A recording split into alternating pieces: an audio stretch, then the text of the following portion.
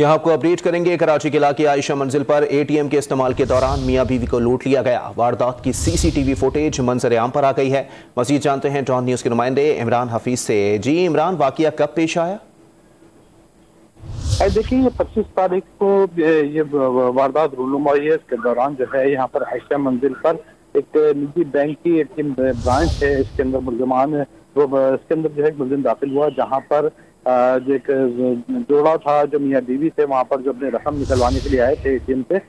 इस दौरान जो है मुलजिम ने अस्त्र निकाला और उसके तौर पर नासिर खातून से जो है वो उसने तलाई जो पहने हुए तलाई जेवरात वो उतारे, और उसके अलावा जो है वो एटीएम से रकम भी उसने निकलवाई। और निकलने के बाद ये तमाम मुलजिम जो सीसीटीवी फुटेज में नजर आ रहा है कि लूट मार करके बआसानी फरार हो गया। तो सीसीटीवी फुटेज के अंदर जो है वाज़ेह तौर पर चेहरा भी इसका देखा जा सकता है, लेकिन 3 दिन गुजर जाने के बावजूद जो है वो पुलिस मुलजिम का सुराग लगाने में ताहल नाकाम है। जी ठीक है, बहुत शुक्रिया इमरान हफीज अपडेट करने के लिए।